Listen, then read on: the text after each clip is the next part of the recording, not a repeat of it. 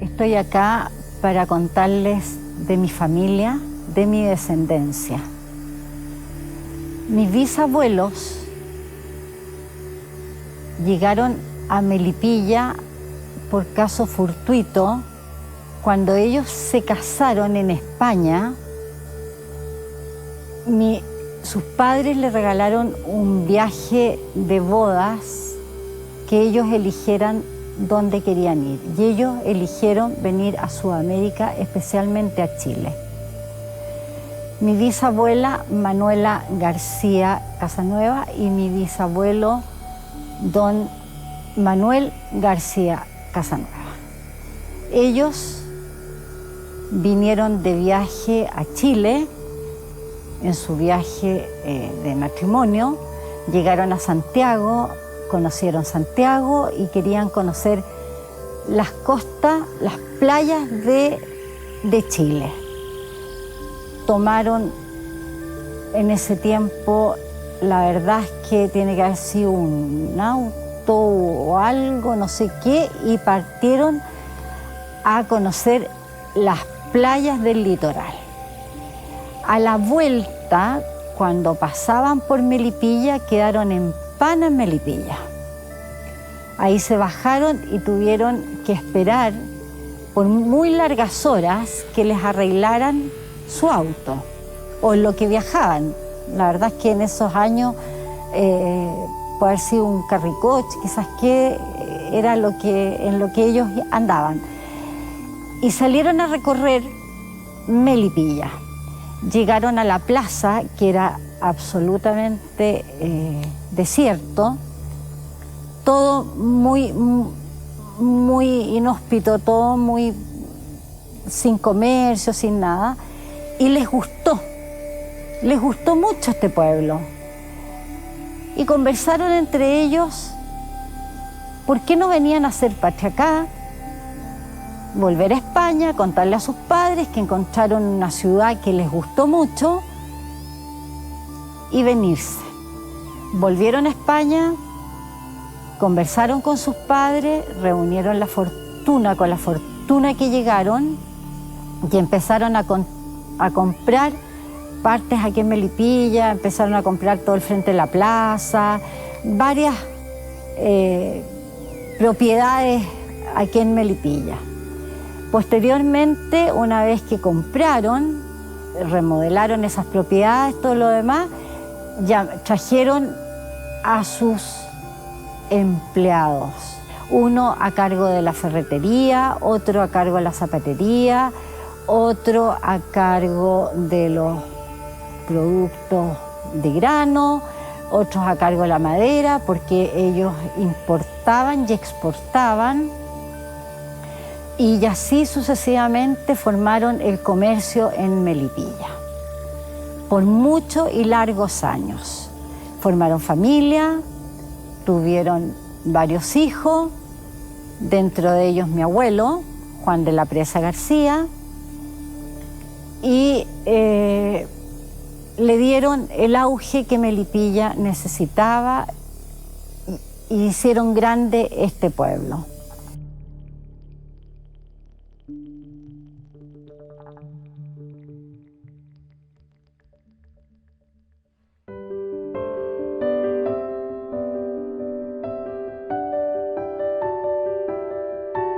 Estoy a cargo de la fábrica de pasteles que dejó mi padre, que esta fábrica tiene una antigüedad como de 65 años. Ella se dedicaba, era comerciante ambulante, que ahora en día son las palomitas de Melipilla. Ellas fueron las primeras comerciantes ambulantes cuando pasaba el tren. Y mi madre, cuando se casó con mi papá, cuando tenía 19 años. Mi papá tenía 21. Mi papá venía trabajando en la empresa Roble, don Fernando Roble, la Pullman. Y mi mamá llegaron arrendando una pieza en Barceló Lira. Y ahí mi mamá salió a vender a Vicuña Maquena y ella no hacía pastel en ese tiempo, ella los sacaba, se lo entregaba. Mi mamá salió en el año 1955. Eran 3 clases de pasteles, que era la torta de bizcochuelo, el merengue y el calao. Y el calao se rellenaba con manjar, pero el manjar de leche lo hacían ellas mismas. Todo era casero, todo se hacía en la casa. Y antiguamente las palomitas usaban 2 canastos. Un canasto con pasteles, que eran 3 clases, y eso iban en cartuchito de a 3 pasteles. Y el otro canasto se vendía la gallina cocida, los sándwiches de ave, los huevos, pancito amasado. Y ellos tenían un carnet de la Municipalidad de Melipilla, un carnet sanitario que se tenían que vacunar todos los años, y una placa donde la municipalidad la utilizaba para pasar al tren, cuando pasaba el tren, una placa que mi mamá en ese tiempo tenía el número 28, que yo todavía lo tengo guardado. Bueno, antiguamente no habían vehículos, nada, pues mi mamá se venía todos los días de Barceloneta con sus 2 canastos a vender acá y llegaban a las 5 de la mañana, el tiempo de verano, porque a las 6 de la primera micro que pasaba era de Las Cabras.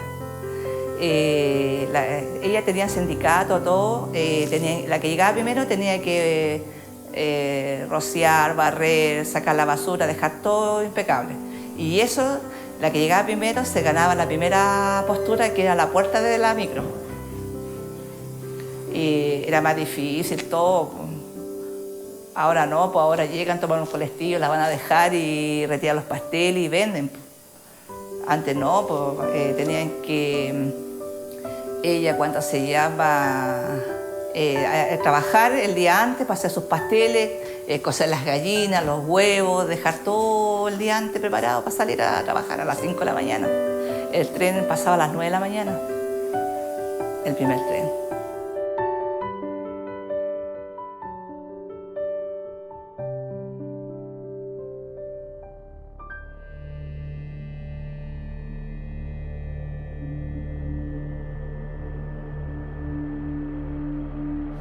Estas son las puertas de acceso a la antigua medialuna El Llano de Melipilla.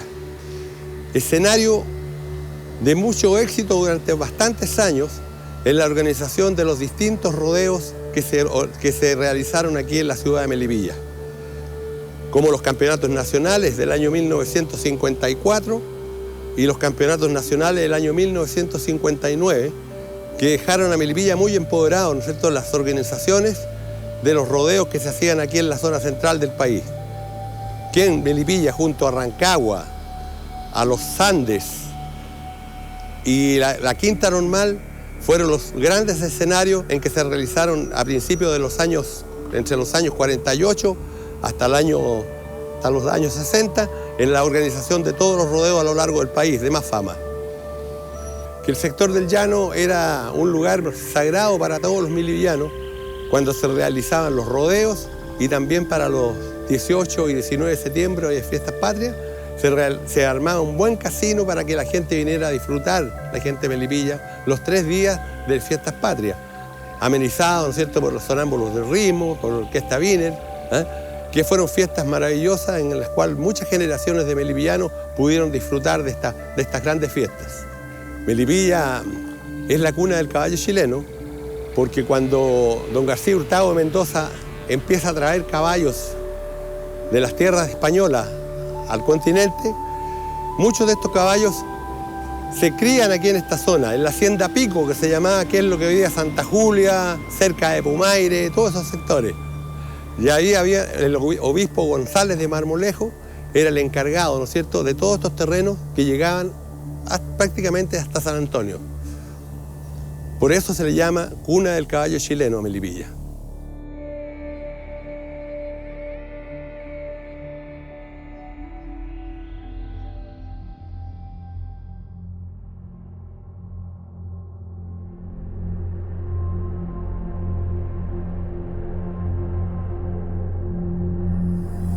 Realmente ellos, en recompensa a como este pueblo los había acogido y los había con tanto cariño, ellos quisieron hacer un aporte un aporte muy significativo a este pueblo, que fue el construir y donar un teatro para la cultura para Melipilla. Y así fue como construyeron. Ya mi bisabuelo había fallecido y en testamento se lo había dejado a mi bisabuela, que él, en agradecimiento, había que darle a Melipilla un regalo significativo, y eso era el Teatro Serrano.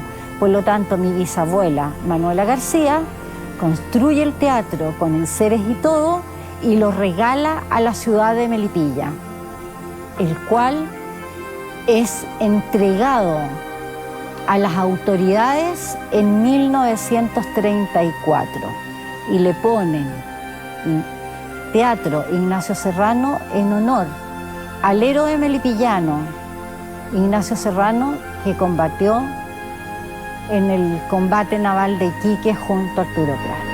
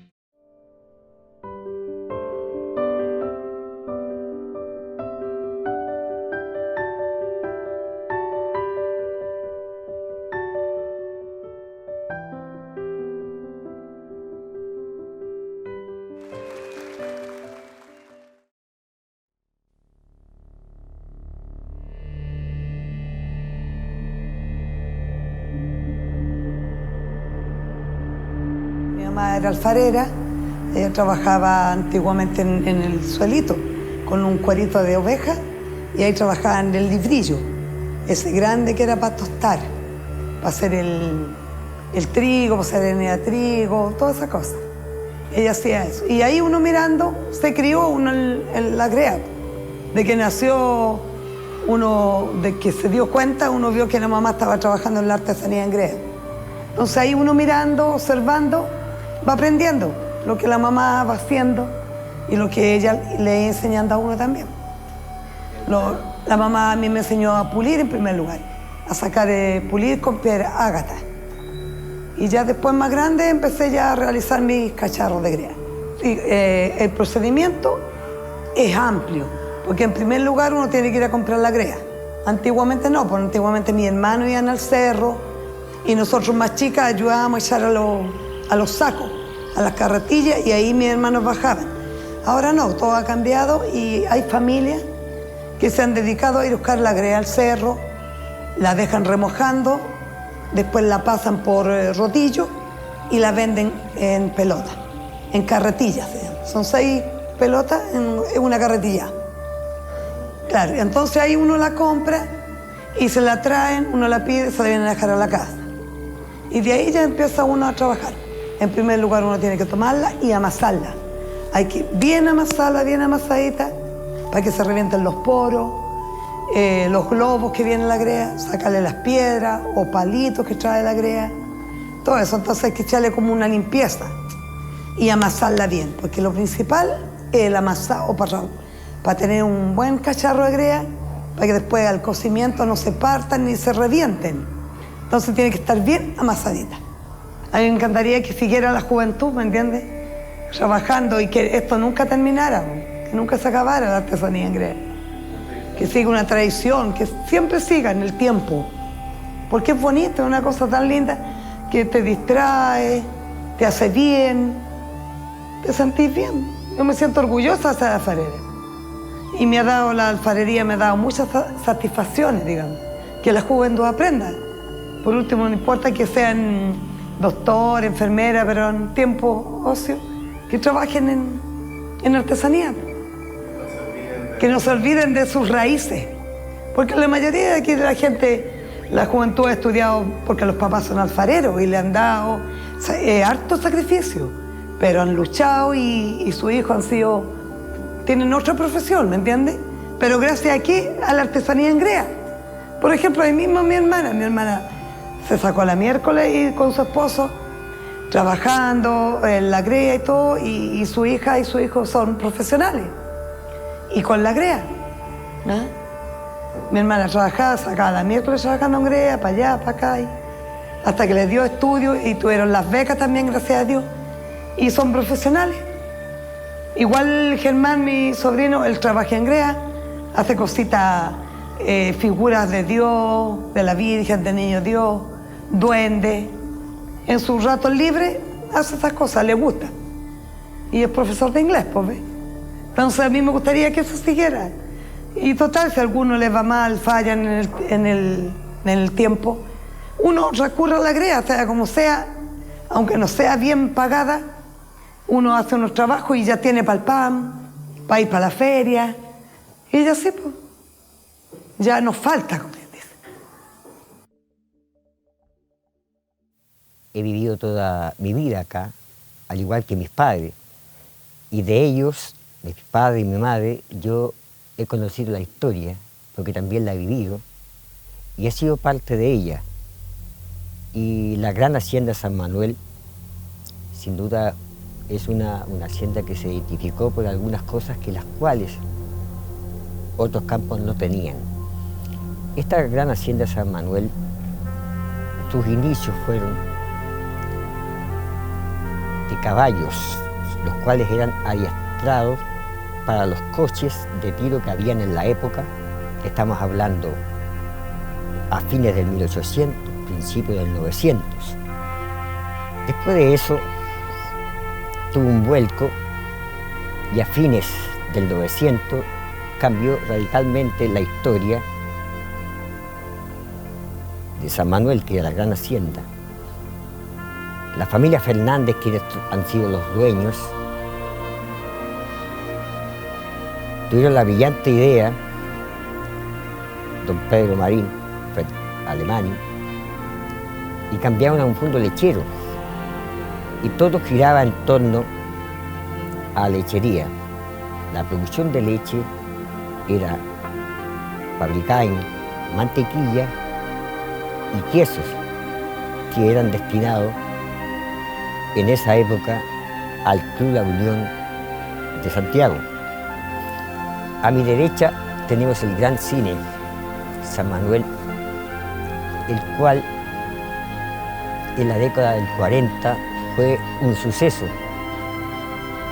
La señora Fanny Fernández y don Pedro María Alemani se consiguieron todo el implemento como butacas, como la proyectora,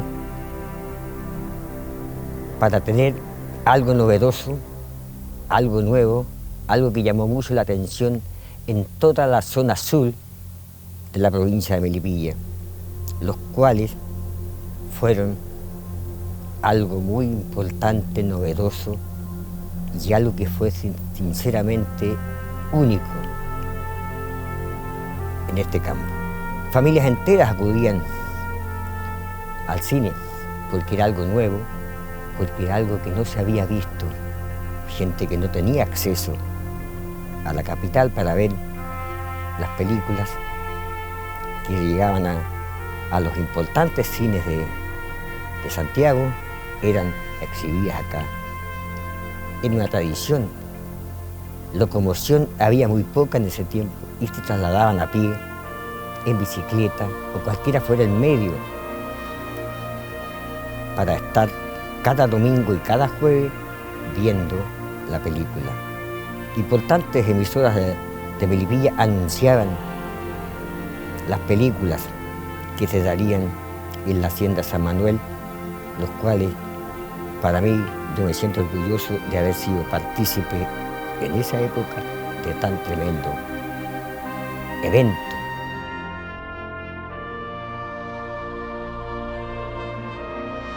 De alguna manera no podemos perder nuestra esencia, conocer la historia y saber dónde estamos parados, yo creo que es fundamental.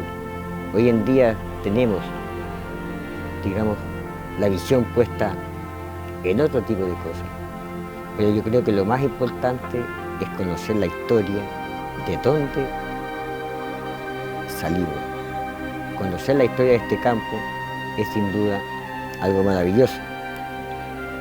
A mí me ha tocado vivir en este campo y conozco algunos rincones de ello, pero me gustaría que más gente conociera la historia, porque la historia no se escribe en un día, se escribe con tiempo, se escribe con alegría, con penas, con anhelos, con cosas que han quedado olvidadas y por cosas que queremos conocer.